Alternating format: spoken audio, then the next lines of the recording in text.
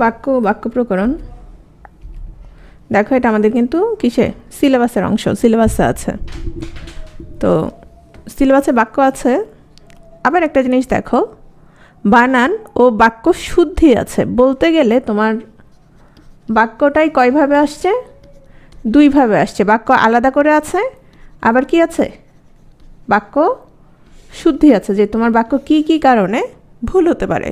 ঠিক আছে, তো প্রথমে আসে আমরা বাক্য নিয়ে পড়ি, আর বাক্য শুদ্ধি নিয়ে আমরা পরে দেখব। প্রশ্নগুলো কিভাবে আসে দেখো। কোন বাক্যটি শুদ্ধ? এখানে আমি বাক্যটা দেই নেই, পরে আছে। কোন বাক্যটি শুদ্ধ? এটাও 36-এ আসছে। কোনটি সার্থক বাক্যের গুণ নয়? তাহলে এ দুটো আমরা বলতে পারি কোনটার অংশ?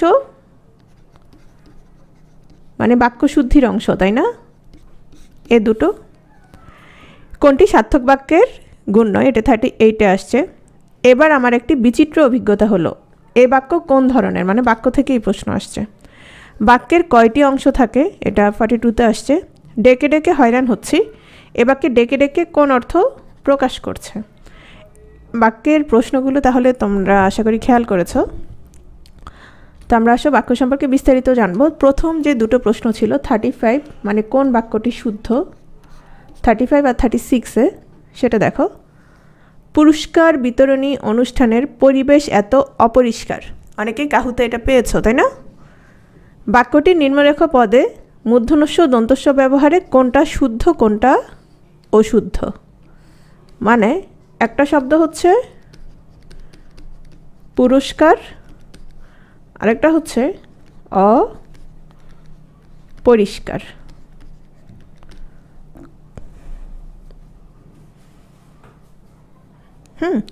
তো মনে আছে আমি তোমাদের কোথায় পড়িয়েছিলাম এটা? যারা ক্লাস করেছো নিয়মিত, রেগুলার ক্লাস যারা করেছো, কিসে পড়িয়েছিলাম বলো তো? শতবিধিতে না, সন্ধিতে, নত শতবিধানে পড়িয়েছিলাম, তাই না?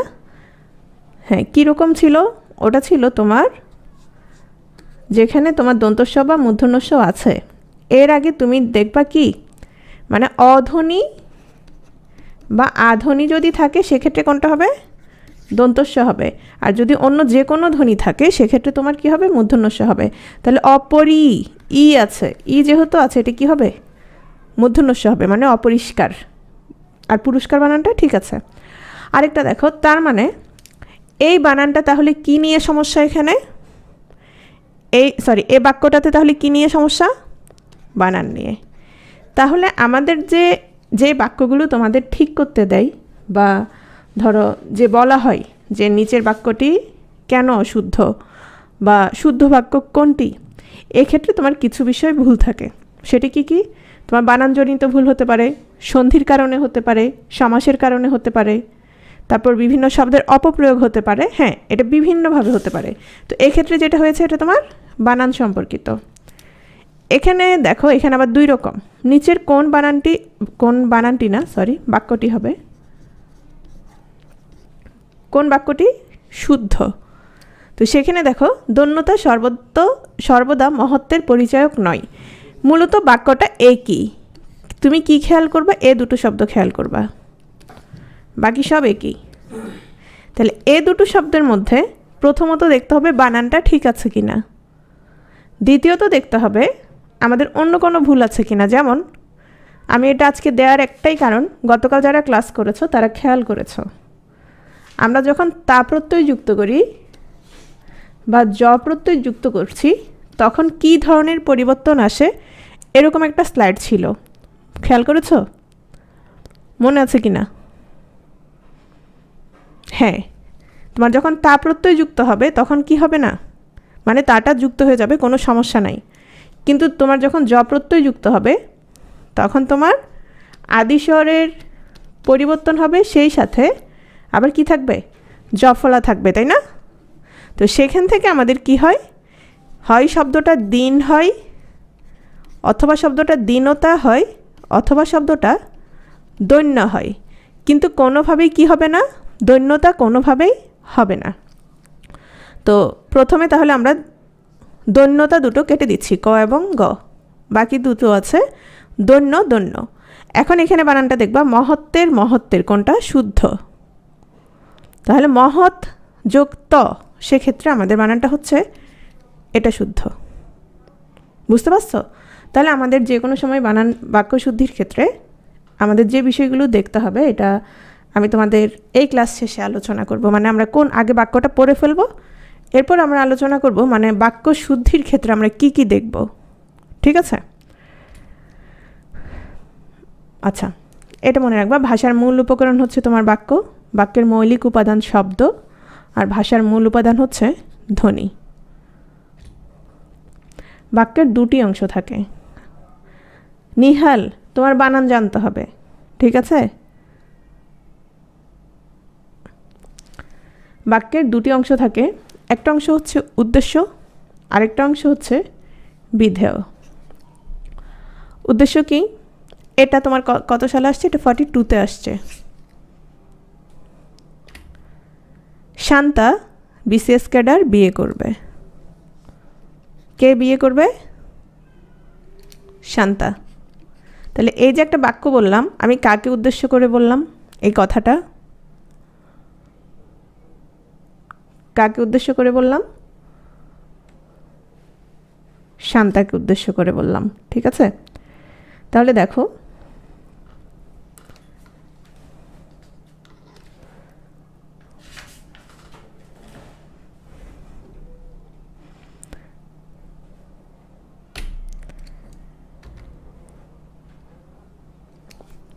তো শান্তাকে উদ্দেশ্য করে আমি কি বললাম?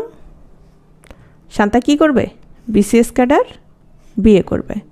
তাহলে বাক্যের যে অংশে আমি কাউকে উদ্দেশ্য করে কিছু বলবো, তাহলে সে কি? সে হচ্ছে কি? সে হচ্ছে তোমার উদ্দেশ্য। আর উদ্দেশ্য করে আমি যেটা বলবো সেটা হচ্ছে কি? সেটা হচ্ছে বিধেয়। তাহলে এ বাক্যে বিধি হচ্ছে কি? বিসিএস ক্যাডার বিয়ে করবে। নেক্সট আসো, ভাষার বিচারে বা ব্যাকরণ অনুযায়ী একটি সার্থক বাক্যের 3টি গুণ থাকতে হবে। সেই 3টি গুণ কি কি দেখো, আকাঙ্ক্ষা, আসক্তি, যোগ্যতা। তো একটা বিসিএসে এভাবে প্রশ্ন আসছে, নিচের কোনটি সার্থক বাক্যের গুণ নয়? দিয়েছে এভাবে।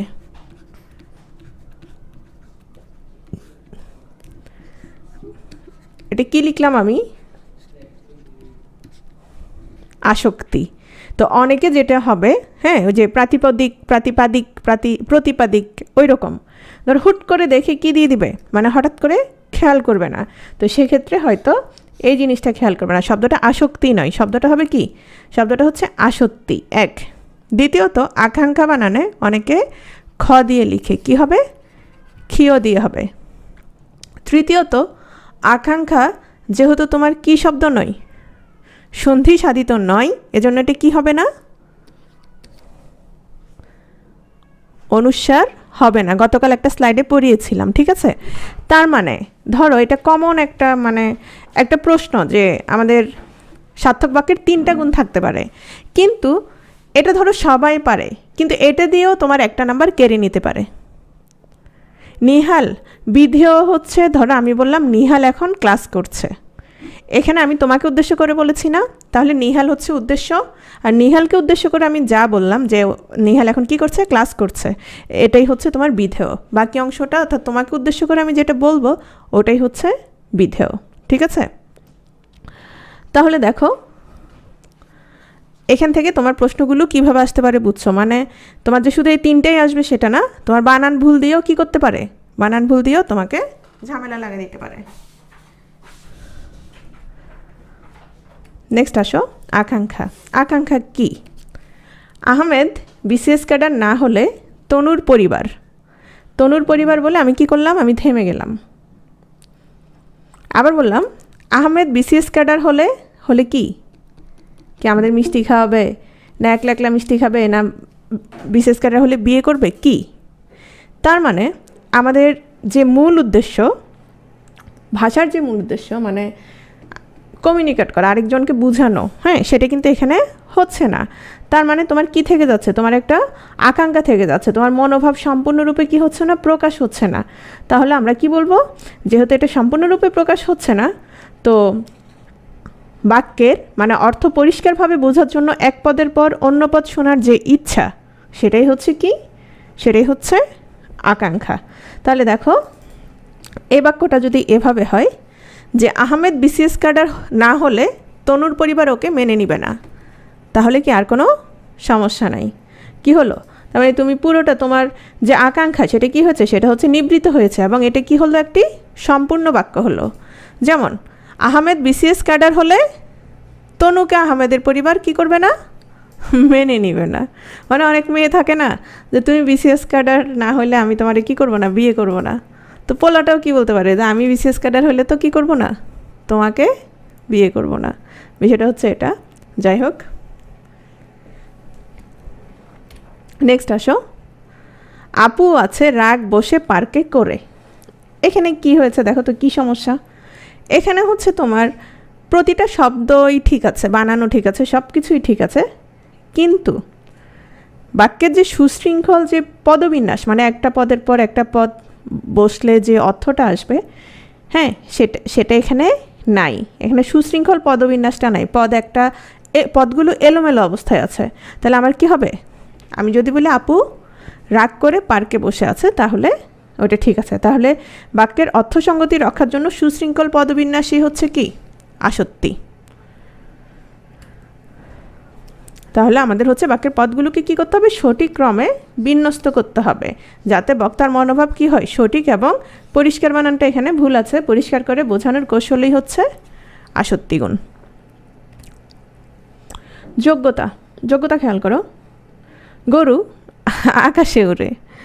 তো গরু আসলে আকাশে উড়ে কিনা বলো তো? এখানে কিন্তু তোমার কি আছে, আকাঙ্ক্ষাও আছে, আবার আসক্তিও কি আছে। আকাঙ্ক্ষা আসক্তি তোমার দুটোই আছে এই বাক্যে, কিন্তু সমস্যাটা কি বলো তো?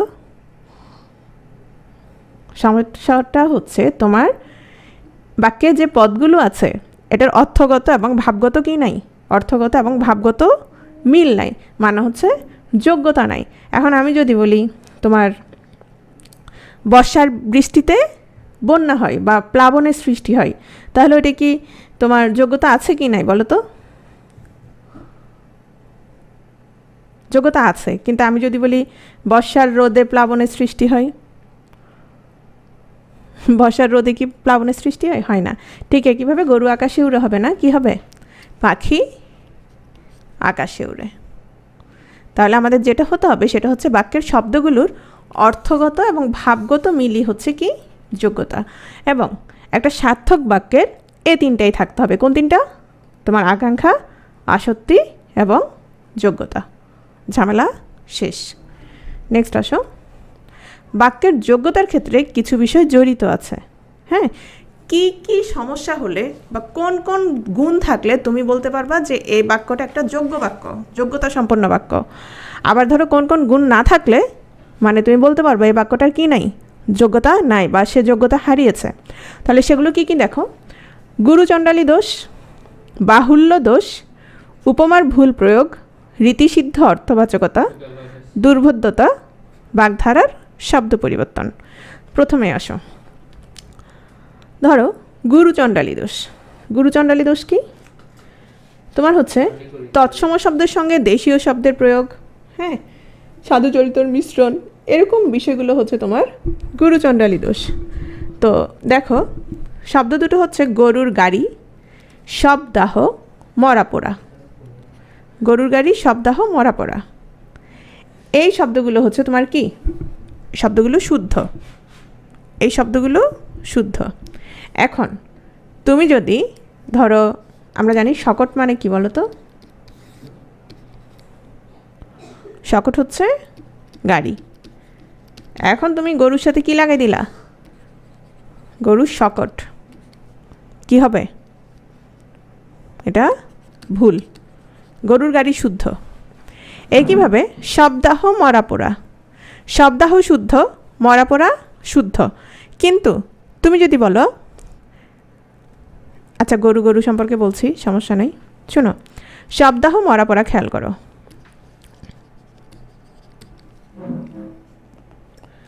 তোমার সব হচ্ছে তৎসম শব্দ। দাহ কী শব্দ?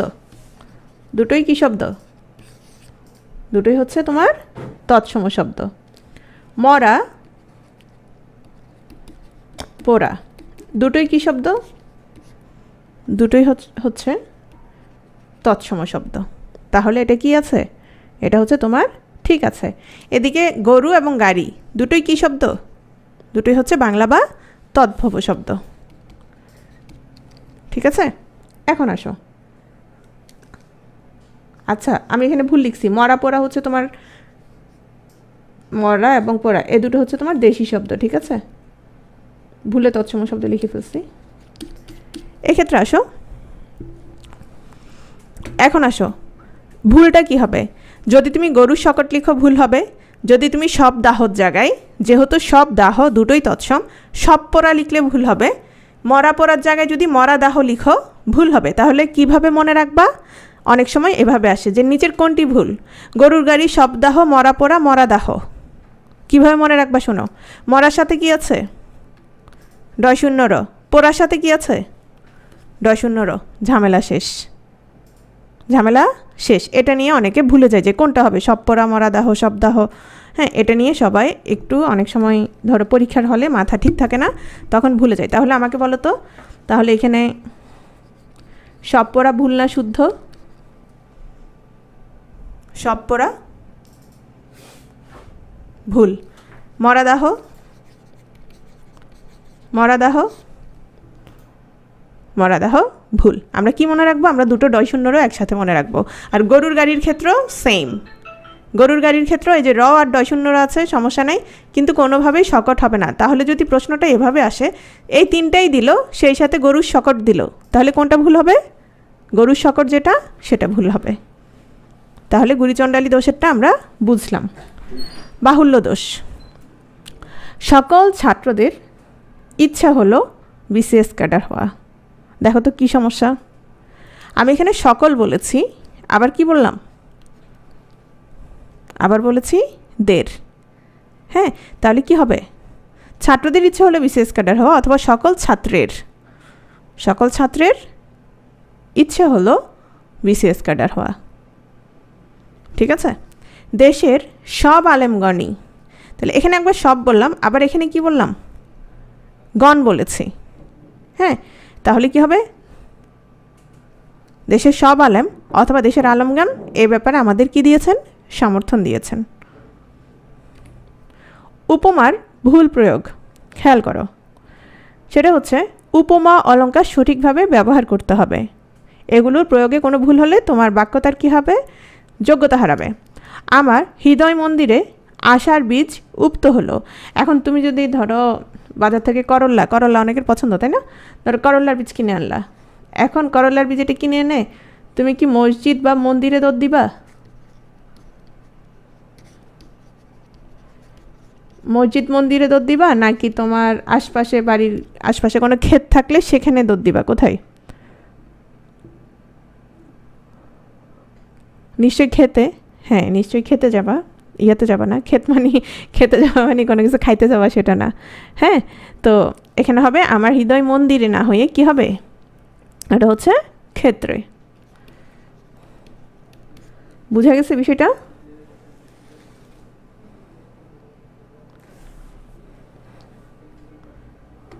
নেক্সট আসো, বাগধারার শব্দ পরিবর্তন।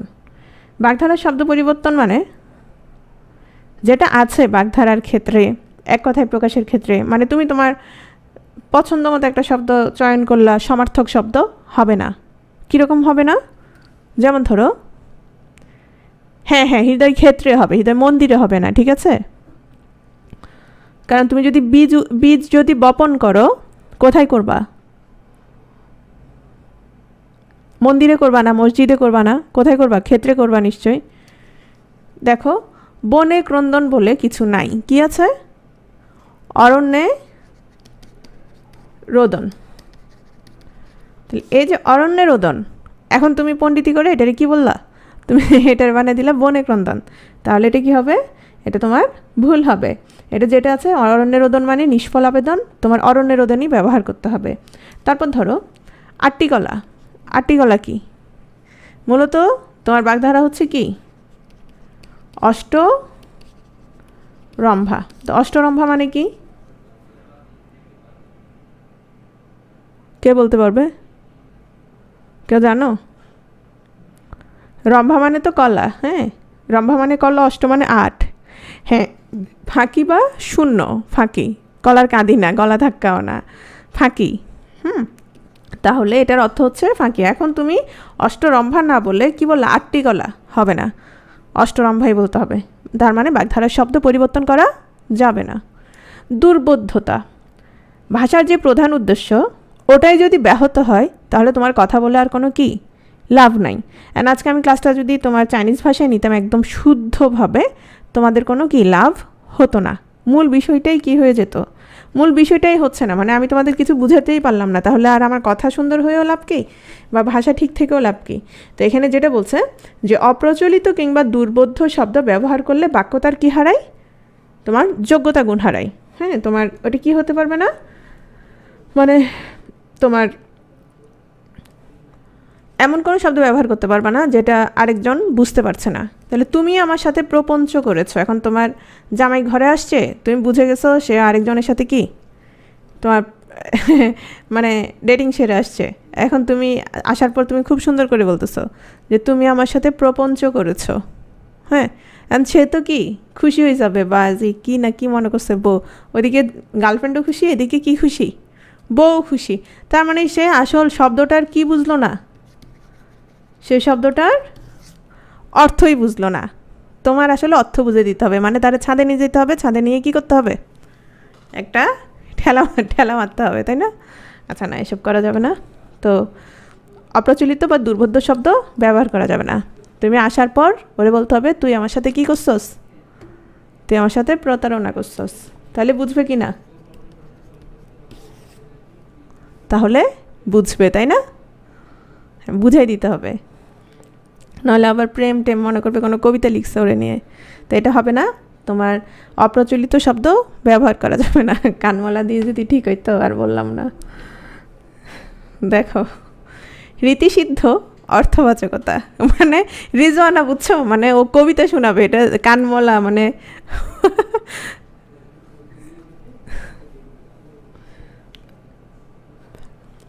রীতিসিদ্ধ অর্থবাচকতা। দেখো,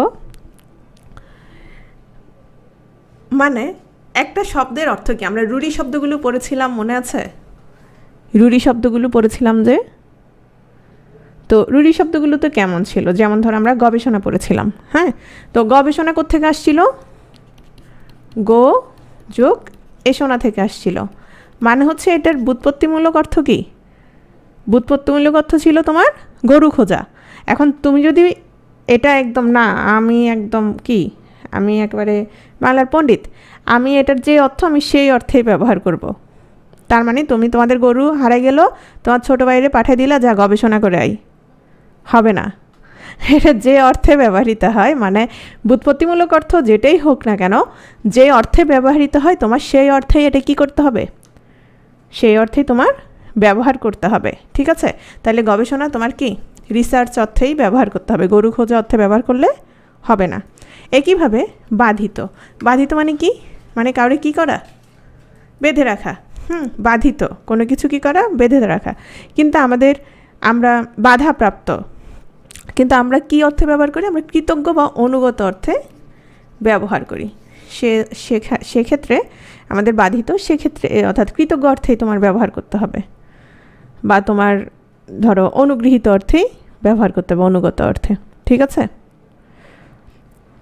এগুলো হচ্ছে তোমার যোগ্যতা, অর্থাৎ যোগ্যতা সম্পন্ন বাক্যর জন্য আমাদের কি কি থাকতে হবে সেটা, বা কি কি সমস্যার কারণে আমাদের যোগ্যতা হারাই, এই বিষয়গুলোই মনে রাখলে হবে। তো এখান থেকে দেখা যায় বিস্তারিত তেমন আসতে দেখা যায় নাই, হয়তো এটাও আসতে পারে যে নিচের কোন সমস্যার কারণে তোর বাক্য তার যোগ্যতা হারায়, এরকম করে আসতে পারে। নেক্সট আসো, আমরা চলে যাচ্ছি গঠন অনুসারে বাক্য কত প্রকার সেখানে। সরল বাক্য, জটিল বাক্য, যৌগিক বাক্য।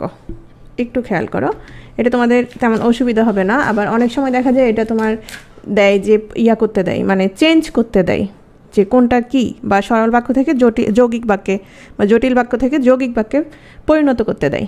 এখন আসো, আমরা উদ্দেশ্য বিধেয় বুঝে গেছি না? হ্যাঁ, সিম্পল কমপ্লেক্স কম্পাউন্ড, হ্যাঁ উদ্দেশ্য বিধেয় বুঝে গেছি। এক, সমাপিকা এবং অসমাপিকা ক্রিয়া এ দুটো বুঝি কিনা? এ দুটো বুঝি, তাই না? যেমন ধরো সে এলে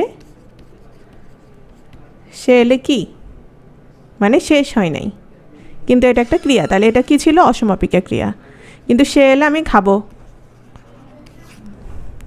তাহলে কি হলো? সমাপিকা। আচ্ছা, এগুলো বুঝলেই হবে। তাহলে আমাদের আসো সরল বাক্য। যে বাক্যে একটিমাত্র কর্তা এবং একটিমাত্র তোমার কি থাকে? সমাপিকা ক্রিয়া থাকে, তাকে আমরা বলবো সরল বাক্য। তাহলে দেখো, বললাম হযরত মুহাম্মদ সাল্লাল্লাহু আলাইহি ওয়াসাল্লাম একজন আদর্শ মানব ছিলেন। দেখো তো এখানে কি কি আছে? একটা মাত্র কর্তা আছে কি না? এখানে কর্তা কে? হযরত মুহাম্মদ সাল্লাল্লাহু আলাইহি ওয়াসাল্লাম। একটি মাত্র কর্ম, এখানে কর্ম কোনটা?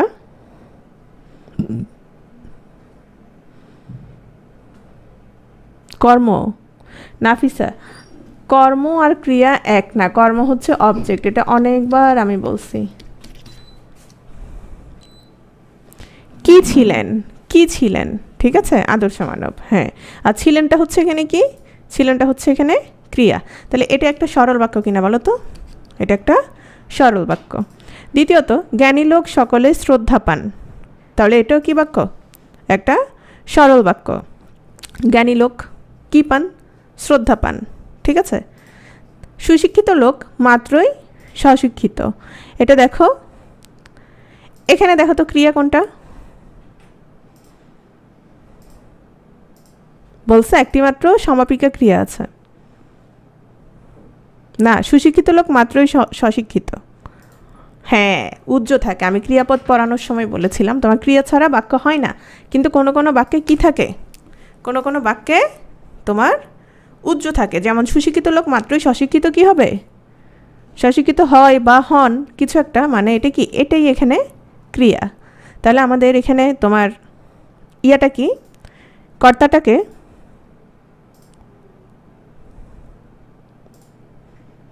কর্তা সুশিক্ষিত কি হন? কি হন? তাহলে কর্ম হচ্ছে স্বশিক্ষিত, ঠিক আছে। নেক্সট আসো, বিদ্যান লোক সর্বত্র আদরণীয়, একইভাবে এখানেও কি কর্তাটা ক্রিয়াটা তোমার উজ্জ আছে। মেঘ গর্জন করলে ময়ূর নৃত্য করে, খেয়াল করো এটা একটু দেখো, এটা অনেক সময় তোমাদের সমস্যা হয়। সেক্ষেত্রে তোমার কি আছে দেখো, একটি সমাপিকা ক্রিয়া কিন্তু আছে এবং একটাই কর্তা আছে, কর্তা কিন্তু বেশি নাই। কিন্তু এখানে তোমার কি আছে? আমরা অসমাপিকা ক্রিয়াও পাচ্ছি। মেঘ গর্জন করলে, এই জিনিসটা কি? অসমাপিকা ক্রিয়া, অসমাপিকা ক্রিয়া, ঠিক আছে। কিন্তু আমাদের সূত্রটা ছিল কি? একটি কর্তা থাকবে এবং একটি কি থাকবে?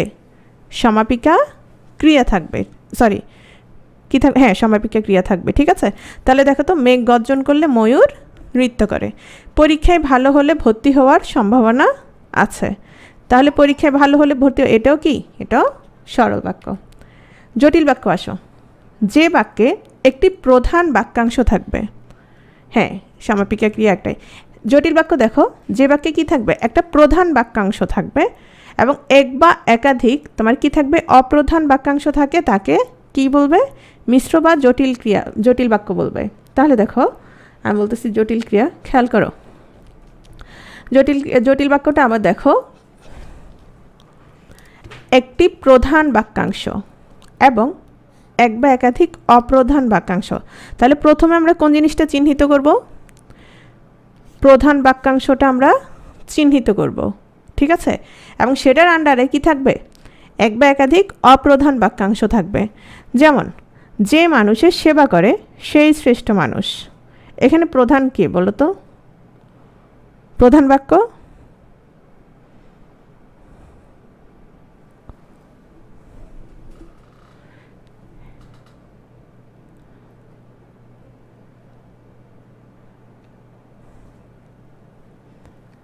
এখানে প্রধান হচ্ছে সেই শ্রেষ্ঠ মানুষ, আর এটার অপ্রধান বাক্য হচ্ছে কি? যে মানুষের সেবা করে। এখানে আমরা মূলত আমরা মূলত কি জানতে চাচ্ছি, যেমন কে শ্রেষ্ঠ মানুষ সেই বিষয়টা। হ্যাঁ, যেমন ধরো আমি বললাম কি যে যে মানুষটা দাঁড়িয়ে আছে তাকে একটা চেয়ার দাও, তাকে একটা কি দাও, তাকে একটা চেয়ার দাও। এর আগে বললাম আমার মূল বিষয়টা কি, মূলত আমি একটা লোককে কি দিতে বলছি, একটা লোককে চেয়ার দিতে বলছি। এই বিষয়টাই হচ্ছে আমার কি মূল বিষয়। তাহলে এই এই এই বাক্যটা হচ্ছে এখানে প্রধান বাক্য। তাহলে এখানে তোমার যে খণ্ড বাক্যটা, যে অপ্রধান বাক্যটা, সেটা কোনটা বলছি, যে মানুষটা দাঁড়িয়ে আছে। বুঝতে পারছো জটিল বাক্যের বিষয়টা? বুঝছো কি না? তাহলে দেখো, যে মানুষটি দাঁড়িয়ে আছে তাকে একটি চেয়ার দাও। এখানে তাহলে প্রধান কোনটা? প্রধান হচ্ছে একটা চেয়ার দাও। কাকে? যে মানুষটা দাঁড়ায় আছে তাকে। তাহলে আমরা কিভাবে বুঝবো জটিল বাক্যগুলো? দেখো, খেয়াল করো, আমরা যখন আমরা প্রশ্ন করব কে বা কি যোগে, হ্যাঁ, কে বা কি যোগে। যেমন দেখো, ধরো বললাম যে সে আর ফিরবে না আমি জানতাম, সে আর ফিরবে না আমি জানতাম। দেখো তো এখানে আমি জানতাম, এটা কি?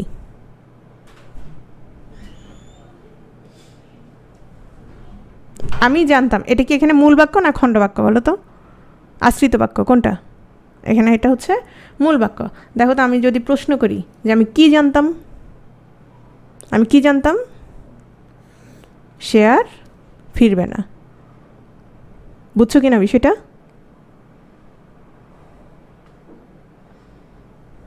মূল কথা হচ্ছে তোমার যে আশ্রিত খণ্ডবাক্যটা থাকবে, সেটা প্রধান যে খণ্ডবাক্য থাকবে ওটা সবসময় অধীনে থেকে তোমার বিশেষের মতো কাজ করবে। যেমন যেই তার দর্শন পড়লাম সেই আমরা প্রস্থান করলাম। তাহলে আমরা এখানে মূল বিষয় কোনটা, মূল বাক্যটা কোনটা? আমরা প্রস্থান করলাম। ঠিক আছে, নেক্সট আসো, যৌগিক বাক্য আসো। দুই বা দুইয়ের অধিক সরল বা জটিল বাক্য যখন একত্র হয়ে একটি সম্পূর্ণ বাক্য তৈরি করে তখন তাকে যৌগিক বাক্য বলে। আচ্ছা, আমরা তোমার অব্যয়গুলো পড়েছিলাম কিনা, মনে আছে কিনা তোমাদের? অব্যয়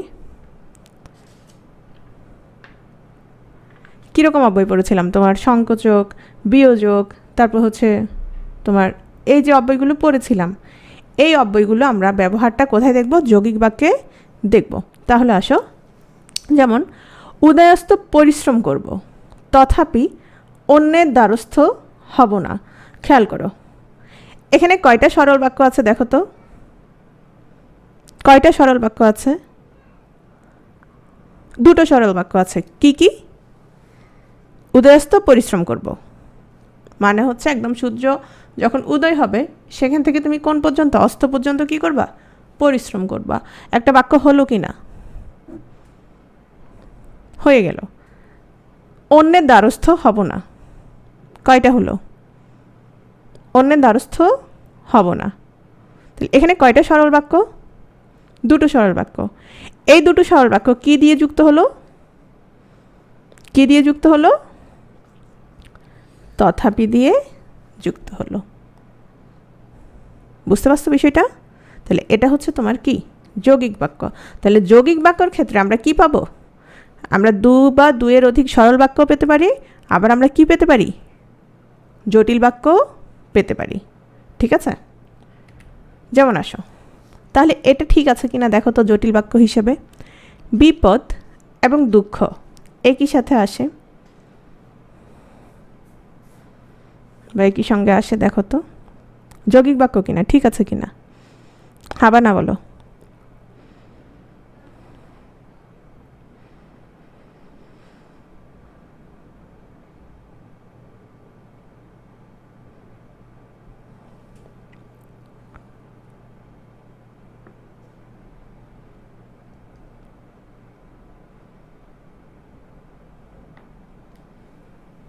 আচ্ছা, এটা সবাই বলছে না, কিন্তু এটা একটা যৌগিক বাক্য। কেন দেখো, যৌগিক বাক্যের ক্ষেত্রে তোমার যদি একটা কর্তা থাকে বা একটা ক্রিয়াপদ থাকে তখন ওই একটাই ব্যবহৃত হবে। একটা জিনিস দেখো, এটা মূলত কি বোঝাচ্ছে? মূলত বিপদ আসে, আবার কি দুঃখ আসে। মূলত এটা কি না? মূলত এটাই তো না?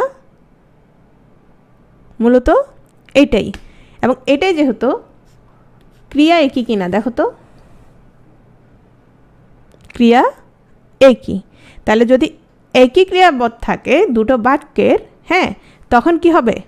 তোমার একটা ক্রিয়াপদ হিসেবেই ব্যবহার করবে, মানে দুটোই একসাথে, আর কোনো দরকার নাই। তাহলে বিপদ আসে এবং দুঃখ একই সাথে আসে, বিপদ এবং দুঃখ একই সাথে আসে। তাহলে এটা একটা কি বাক্য?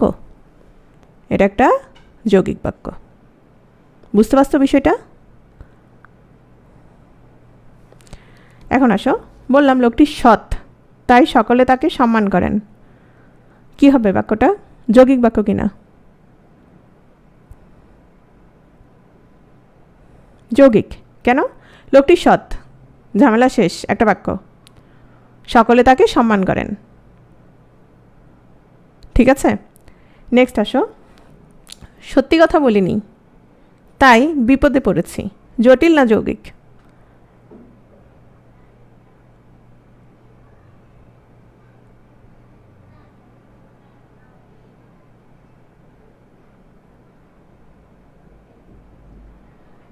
সত্যি কথা বলিনি, তাই বিপদে পড়েছি। জটিল না যৌগিক?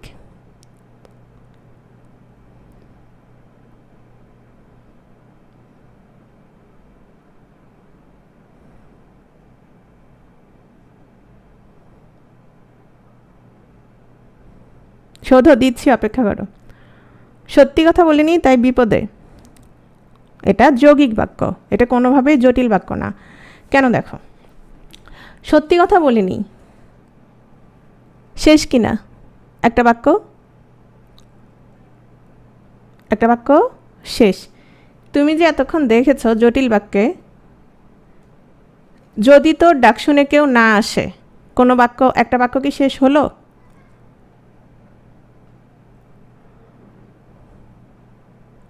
শেষ হয়নি। কিন্তু এখানে দেখো তো, সত্যি কথা বলিনি, বুঝতে পারছো বিষয়টা? তাই বিপদে পড়েছি, বিপদে পড়েছি। তাহলে এটা একটা কি বাক্য? এটা একটা যৌগিক বাক্য। নেক্সট আসো।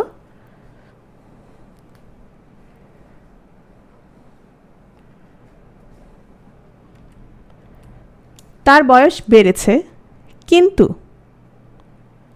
বুদ্ধি পারেনি। দেখো তো এটা,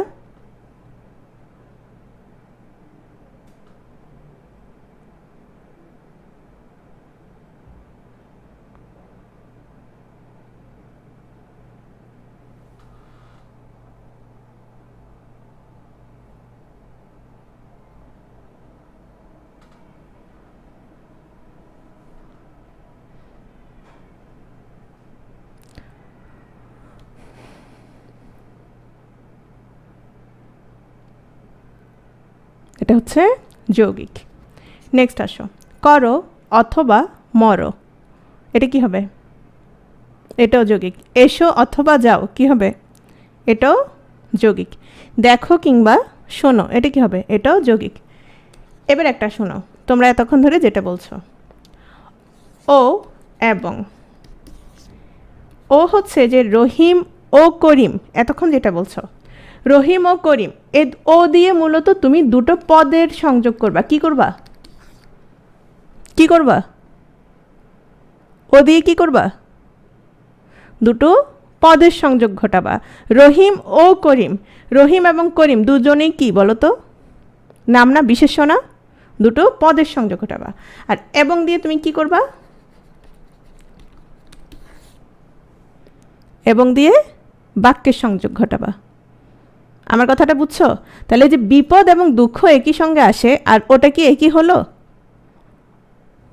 বুঝতে পারছো বিষয়টা? বুঝতে পারছো বিষয়টা? যারা জিজ্ঞেস করছিলে, হ্যাঁ। তাহলে আমরা ও যখন ব্যবহার করব, আমরা কিসের জন্য ব্যবহার করব? আমরা পদের সংযোজনের জন্য ব্যবহার করব। আর যখন এবং ব্যবহার করব তখন আমরা কিসের জন্য ব্যবহার করব? বাক্যের সংযোজনের জন্য ব্যবহার করব। এখানে করো একটা বাক্য হচ্ছে কিনা বলো তো? মানে তুমি করো একটা বাক্য হচ্ছে, অথবা মরো বা তুমি মরো, তাহলে এগুলো সবগুলোই কি বাক্য? সবগুলোই হচ্ছে যৌগিক বাক্য। আমরা একটু পরে যখন তোমার এক বাক্য থেকে আরেক বাক্যে যাব তখন তোমাদের আরও ক্লিয়ার হয়ে যাবে। তাহলে এই জিনিসটা ক্লিয়ার কিনা? তোমাদের যদি এভাবে আসে, এটাও কি, এগুলো তোমার যৌগিক বাক্য, ঠিক আছে? নেক্সট চলে যাচ্ছি। অর্থানুসারে বাক্য 7 প্রকার। কি কি দেখো? বর্ণনাত্মক, প্রশ্নবোধক, অনুজ্ঞাবাচক, প্রার্থনাসূচক, এটা না, কার্যকারণাত্মক, সংশয়সূচক বা সন্দেহদ্যোতক, আবেগসূচক। খেয়াল করো। নেক্সট আসো বর্ণনাত্মক। আচ্ছা, বর্ণনাত্মক বাক্যে কী বুঝাবে? কোনো ঘটনার ভাব থাকে বা সে বক্তব্যকে সাধারণত বিবৃতি বা নির্দেশ করে, সেটি হচ্ছে বর্ণনাত্মক বাক্য। সে ঢাকা যাবে, সে ঢাকা যাবে না, আমরা এটা দিয়ে কী বুঝালাম? মানে নর্মাল কিছু কথা বুঝালাম, ঠিক আছে? এটা একটা কোনো একটা বক্তব্য আমি জাস্ট বললাম যে সাধারণ একটা বিবৃতি বা সাধারণ কোনো নির্দেশ বা সাধারণ কোনো বর্ণনা, এটাই হচ্ছে তোমার কি? বর্ণনাত্মক বা নির্দেশাত্মক বাক্য। এটা আবার 2 রকম, অস্তিবাচক আর একটা হচ্ছে নেতিবাচক। যেটা হাবাচক সেটা হচ্ছে তোমার অস্তিবাচক, যেটা না সেটা হচ্ছে নেতিবাচক। যেমন ধরো সে ঢাকা যাবে না, তাহলে এটা, সে ঢাকা যাবে তাহলে এটা কি হবে? অস্তিবাচক। আর যদি হ্যাঁ নর্মাল কথাবার্তা, আর যদি বলি যে যাবে না তাহলে নেতিবাচক, শেষ তো। তাহলে আমরা যে অস্তিবাচকগুলো চিনব সেটার সাথে কি থাকবে না? না, নি, নয়, নাই, নাই, নহে, মোট কথা নাই বলে কোনো কিছু থাকবে না। আর নেতিবাচকগুলোতে কি থাকবে? এই নাই, নয়, নি এগুলো থাকবে, শেষ তো। তারপর আসো প্রশ্নবোধক বাক্য। আচ্ছা, এগুলো খুবই সোজা এবং এগুলো থেকে তোমার আসে না। যেটা আসে তোমার হয়তো কি করতে দেয়? চেঞ্জ করতে দেয়, মানে এটা থেকে এটাতে পরিণত করো এরকম, বা নিচের কোনটি হবে। তো প্রশ্নবোধক বাক্য তুমি যেটা প্রশ্ন করবা সেটাই, যে তোমরা এখন কি করছো? অনেকে কি করছো? ঘুমাচ্ছ। তো এটা হচ্ছে যে কি করছো, এটাই প্রশ্নবোধক বাক্য। অনুজ্ঞাবাচক, আদেশ, উপদেশ, অনুরোধ, নিষেধ, ঠিক আছে? যেমন ধরো কাজটি করে ফেলো, তাহলে এটা একটা অনুজ্ঞা, উপদেশ। সত্য কথা গোপন করিও না, এটা একটা কি? উপদেশ। অনুরোধ করলাম, প্লিজ আমার কাজটা করে দাও না, এরকম। ইচ্ছা বা প্রার্থনা সূচক, তাহলে দেখো, আচ্ছা আহমেদ এখন আসছে না। ইচ্ছা বা প্রার্থনা সূচক বললাম, হ্যাঁ আহমেদ তুমি বড় হও, দ্রুতই যেন কি পাও? একটা বউ পাও। তাহলে আমি কি করলাম? আমি তার মঙ্গল কামনা করলাম। কার্যকারণাত্মক বাক্য, একটা জিনিস খেয়াল করো, কার্যকারণাত্মক হচ্ছে তোমার নিয়ম, শর্ত, স্বীকৃতি, সংকেত, এই বিষয়গুলো প্রকাশ পাবে। যেমন আমি বললাম যে মন দিয়ে না পড়লে পাশ করা যায় না, এটাকে আমি তোমাকে মন দিয়ে পড়তে বলছি? বললাম যে মন দিয়ে না পড়লে পাশ করা যায় না, আমি তোমাকে পড়তে বলি নাই। বা বললাম যে দুঃখ বিনা সুখ লাভ হয় কি মোহিতে, এগুলো হচ্ছে তোমার কার্যকারণাত্মক বাক্য।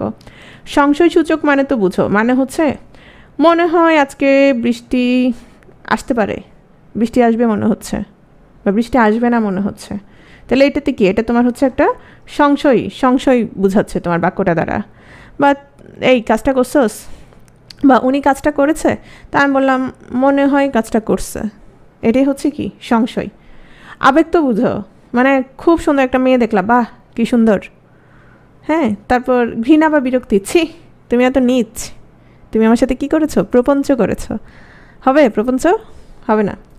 আবেগ, বাহ কি সুন্দর গান গাইলে তুমি, তাহলে এগুলো হচ্ছে তোমার। অর্থাৎ বাক্য আমাদের কি কি অর্থ বুঝাচ্ছে সেটার উপরে। তাহলে এখন আসো বাক্য রূপান্তর, আমরা কিছু বাক্য রূপান্তর করি। ভুল সকলেই করে, এটা প্রশ্নবোধক বলো। ভুল সকলেই করে,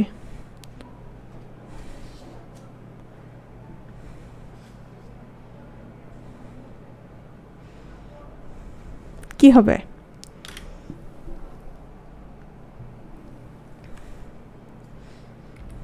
ভুল কে না করে, ভেরি গুড। না, কেউ কি ভুল কে না করে, হ্যাঁ। শহীদের মৃত্যু নেই, আমি, আচ্ছা এটা কি নেতিবাচক না অস্তিবাচক, কোনটা?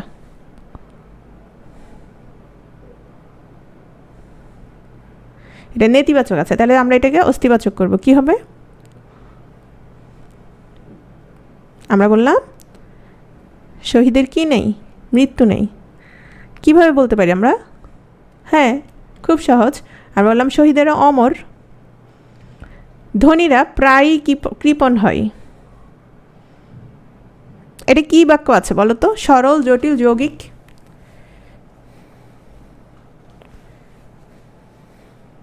হ্যাঁ, সরল। তাহলে এটার জটিল করো তো। খুবই সহজ, এটারে জটিল করো। আচ্ছা, এখানে আরেকটা বিষয় আছে। জটিল বাক্যকে আমরা আরেকটা কি বলতে পারি? জটিল বাক্যকে আরেকটা কি বলতে পারি?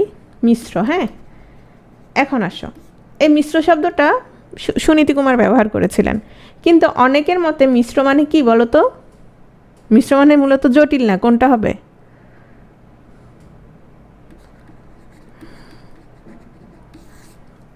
যৌগিক হওয়ার কথা, তাই না?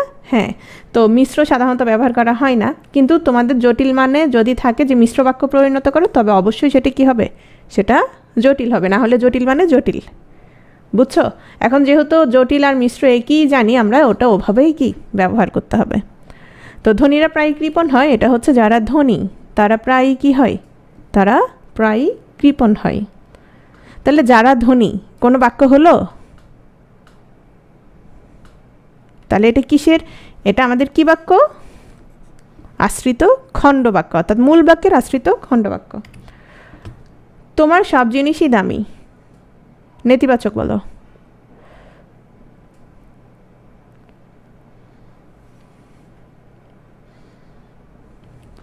তোমার কোনো জিনিসই কি নয়? সস্তা নয়। তোমার কোনো জিনিস সস্তা নয়। হ্যাঁ। জ্ঞানী হলো তিনি বিনয়ী নন। যৌগিক বাক্যে পরিণত করো। এটা কোন বাক্য?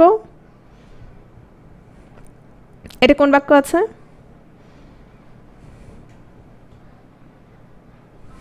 এটাকে যৌগিক বাক্যে পরিণত করো।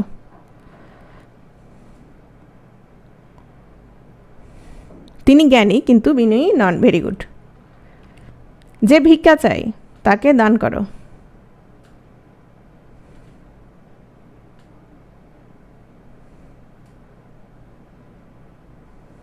এটাকে সরলে পরিণত করবা। একদম সহজ। ভিক্ষুককে দান করো, খুবই সহজ। ভালোবাসার দানে কোনো অপমান নেই। এটাকে অস্তিবাচক বলো। মানে এটা কি এখন নেতিবাচক আছে, যেহেতু নেই আছে।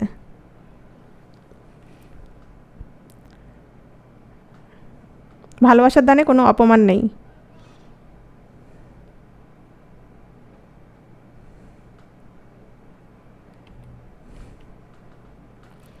ভালোবাসার দানে কি আছে? সম্মান আছে। ঠিক আছে। যেহেতু গাড়ি আসে নাই সেহেতু আমরা বিশ্রাম নিতে পারি। যেহেতু গাড়ি আসে নাই কোন বাক্য? কোন বাক্য আছে এটা? হ্যাঁ, জটিল। এখন এটাকে যৌগিকে পরিণত করো। যেহেতু গাড়ি আসে নাই সেহেতু আমরা বিশ্রাম নিতে পারি।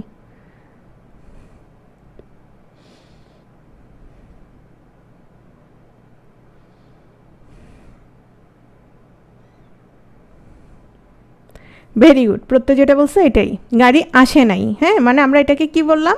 একটা সরল বাক্যে পরিণত করলাম, গাড়ি আসে নাই, তাই আমরা কি করতে পারি? বিশ্রাম নিতে পারি। মানে এগুলো তোমরা পারবা, তাই না? বেশিরভাগ। আজ চাঁদ উঠেছে। মানে চাঁদ না উঠে আজকে কি পারে নাই? চাঁদ না উঠে আজকে পারে নাই। যেমন কর্ম করবে তেমন ফল পাবে। সরল, সহজ। যেমন কর্ম অনুসারে কি পাবে? ফল পাবে। সন্ধ্যা হয়ে এলো কিন্তু ট্রেনের খোঁজ নেই এখনো।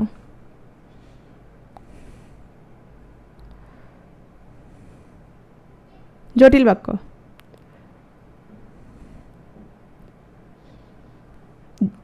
এটাতে জটিল বাক্যে পরিণত করো। হ্যাঁ, কি হবে? যদিও সন্ধ্যা হয়ে এসেছে তবুও ট্রেনের কোনো কি নেই? খোঁজ নেই। 15 মিনিট পর তিনি এলেন, যৌগিক।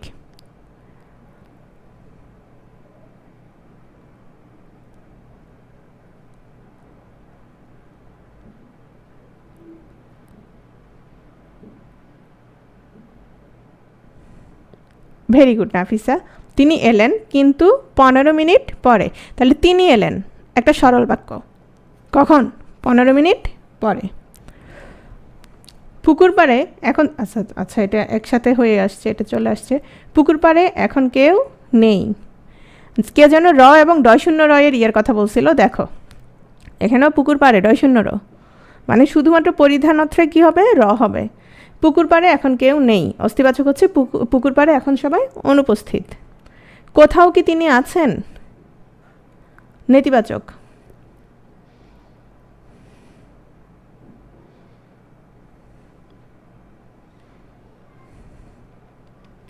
তিনি কোথাও, কোথাও তিনি নেই, বা তিনি কোথাও নেই।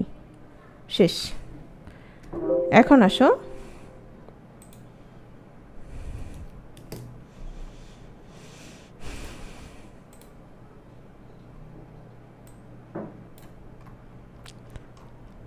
আচ্ছা, বানান বাক্য শুদ্ধির বাকি যে অংশটা রয়ে গিয়েছিল, তোমরা কি আজকে সেটা আর পড়বো নাকি আমি একেবারে কালকে পড়াবো? আজকে মানে আজকে অল্প অংশ, কালকে আরও বিস্তারিত অনেক কিছু আছে। আজকে আর অল্প অংশ আছে, ওটা তোমাদেরকে একটু দেখাই দিই যে বাক্যগুলো কী কারণে ভুল হতে পারে। একটু খেয়াল করো সবাই।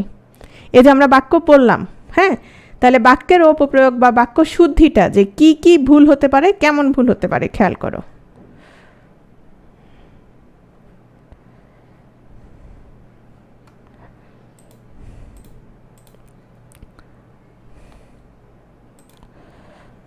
হ্যাঁ কালকে, এটা জাস্ট দুটো স্লাইড একটু দেখা দিচ্ছি, কালকে এটা পড়াবো আমি, সমস্যা নেই।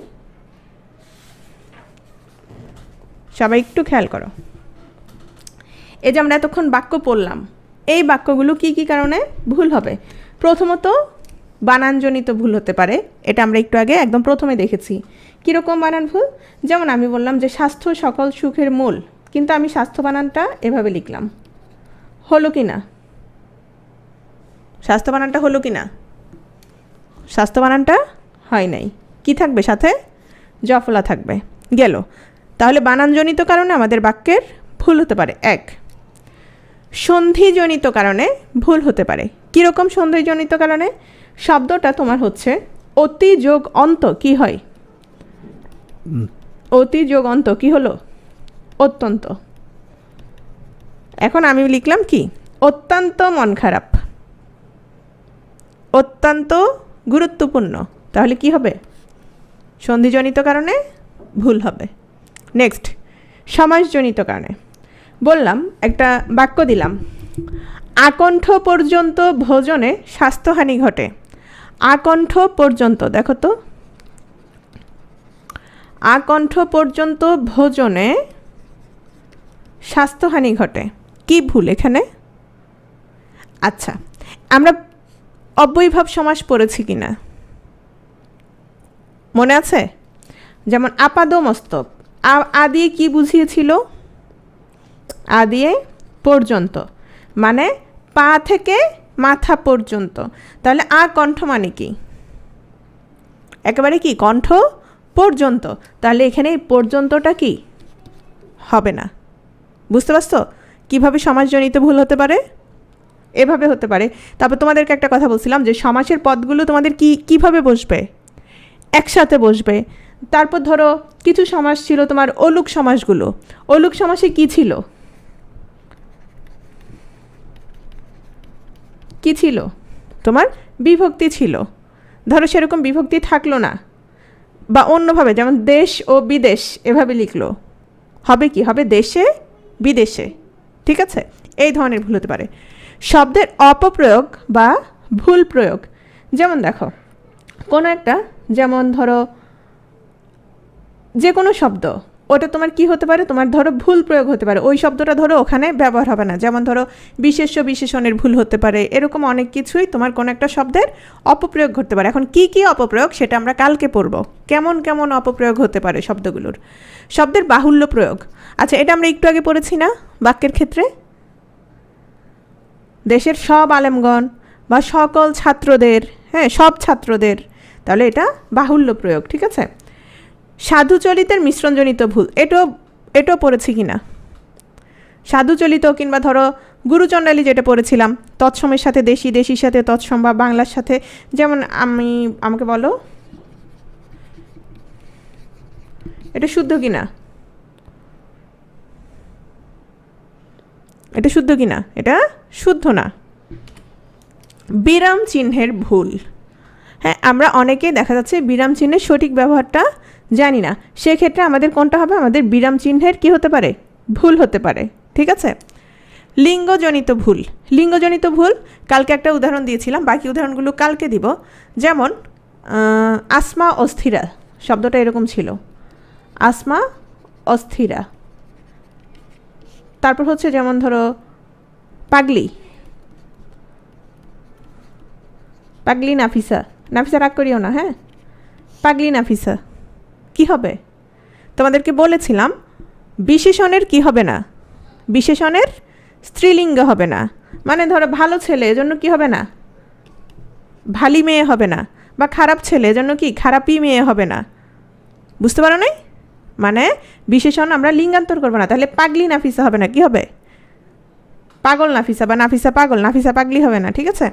প্রবাদ প্রবচন ও বাগধারাজনিত ভুল, এটা একটু আগে আলোচনা করেছি, মনে আছে?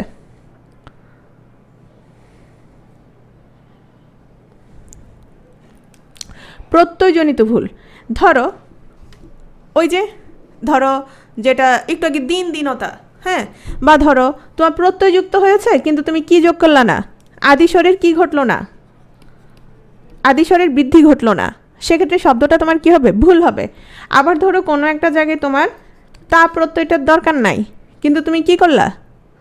তুমি অযাচিতভাবে তা প্রত্যয়টা যুক্ত করে দিলা, তাহলে সেটাও কি হবে? সেটাও ভুল হবে। যেমন শব্দটা ধরো, যেমন বলেছি সুজন, সুজন থেকে কি হচ্ছে? সুজন থেকে হয় সুজনতা অথবা সৌজন্য, কিন্তু তুমি সৌজন্যর সাথে আবার এই তাটা লাগিয়ে দিলা, মানে দুইটা প্রত্যয় যুক্ত করলা, তাহলে সেটাও কি হবে? ভুল হবে। উৎকর্ষবাচক শব্দের তরতমের ভুল, খেয়াল করো এখানে একটা বাক্য আছে, বিদ্বান মূর্খ অপেক্ষা শ্রেষ্ঠতর। আমাকে বলো এর এখানে কি সমস্যা?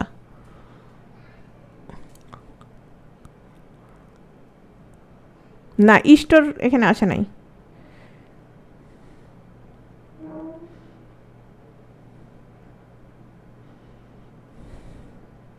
শ্রেষ্ঠ হবে, এখানে কি হবে? শ্রেষ্ঠ। আচ্ছা বিরাম চিহ্ন দেখাই দিব। বাক্যে বিশেষ্য বিশেষণের যথার্থ ব্যবহার, বিশেষ্য বিশেষণের যথার্থ ব্যবহার মানে দেখো একটা জিনিস, যেমন আজকে এটা নিয়ে অনেকে প্রবলেম ছিল, বললাম অপমান আর অপমানিত, কোনটা কি বলো তো? কোনটা বিশেষ্য কোনটা বিশেষণ?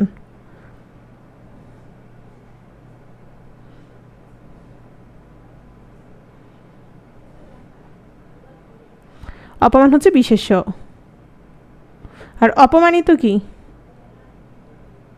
বিশেষণ। এখন আসো, আমি অপমান হয়েছি নাকি আমি অপমানিত হয়েছি? কোনটা? আমি কি হয়েছি?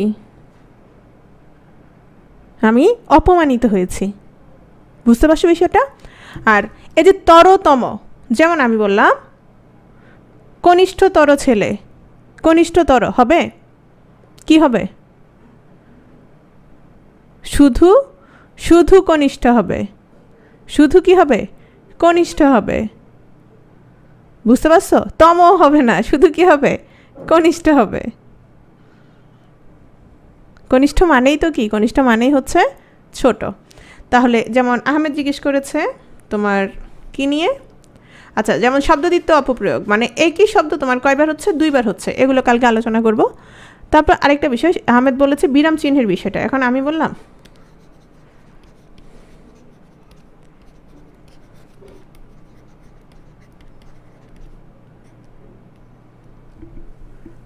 ভুল হবে কি না?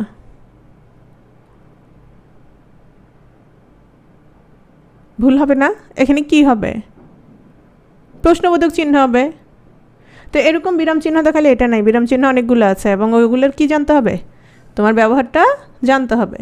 তো বিরাম চিহ্নের ভুল এভাবেই হতে পারে, বা কোথায় কমা বসবে কোথায় কমা বসবে না, এই আর কি। তো ঠিক আছে, তাহলে কালকে আমি 8টায় একটা ক্লাসের ইনভাইটেশন পাঠাবো, আরেকটা ক্লাসের সবাইকে জানিয়ে দিচ্ছি 9:30 ইনভাইটেশন পাঠাবো। ঠিক আছে? কালকের এক্সামে হচ্ছে লিখে দিয়েছি না কি কি ছিল, আমার তো এত কিছু মনে থাকে না। বাক্য প্রকরণ ছিল, তারপর কি ছিল, বাগধারা পরিভাষা ছিল, বাকিরা বলো, আমার মনে নাই।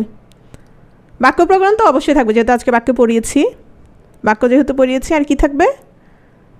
বাগধারা পরিভাষা। হ্যাঁ, বাগধারা।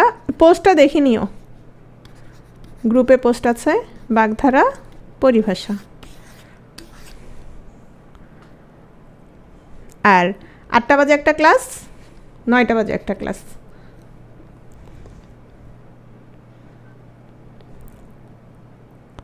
এই যে একদম দিয়ে দিয়েছে, দেখো।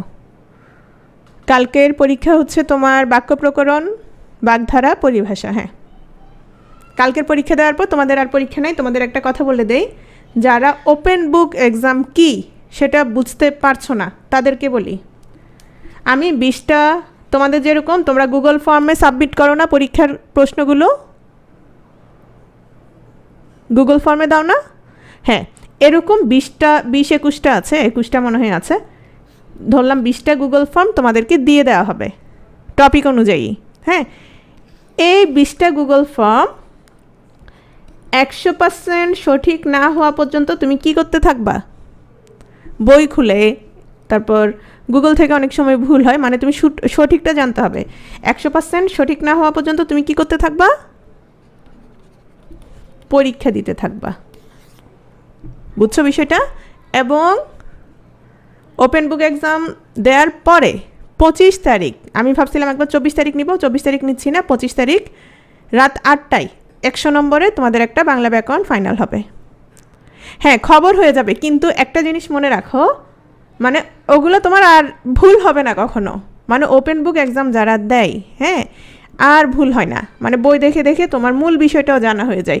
দেখা গেল ওই টপিকটা হয়তো তুমি জানো না, বা ওটা হয়তো খোলাও হতো না, কিন্তু প্রশ্নটার কারণে তোমার হয়তো ওটা খোলা হচ্ছে, ওটার ব্যাখ্যাটা পড়া হচ্ছে।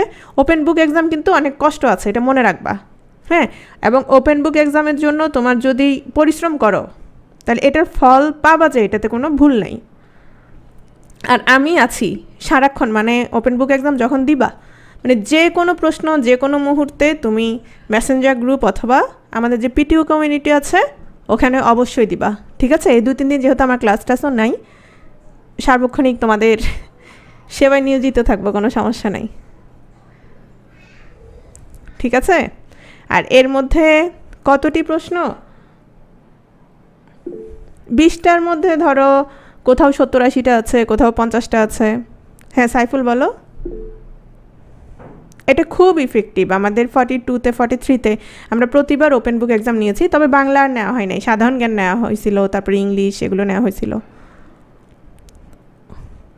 কয় তারিখ থেকে ওপেন বুক এক্সাম? আমি কালকেই দিয়ে দেওয়ার চেষ্টা করব। কালকে দিতে না পারলেও পরশুদিন, কালকে রাতের মধ্যে আমি দিয়ে দিব, তোমার কি বলে, ক্লাসরুমে প্রশ্ন দিয়ে দিব। 20টা সবগুলোই দিয়ে দিব কালকে রাতে, তোমাদের ক্লাসের পরে। কালকে রাতে দিয়ে দিব, কালকে রাত থেকে শুরু করে দিবা, আর শেষ হবে তোমার শনিবার রাত 8টার আগে। ঠিক আছে? হ্যাঁ, নতুন করে তুমি তো দিতে পারবে, এগুলো তো ক্লাসরুমে আছে।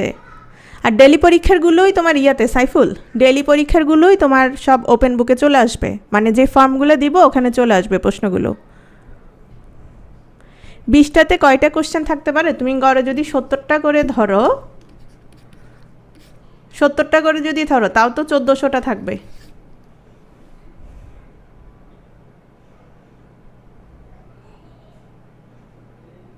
আবার সাহিত্য যখন হবে তখনও ধরো 1400টা, মানে ধরো তোমার 3000-এর মতো কি থাকবে, বাংলা প্রশ্ন থাকবে।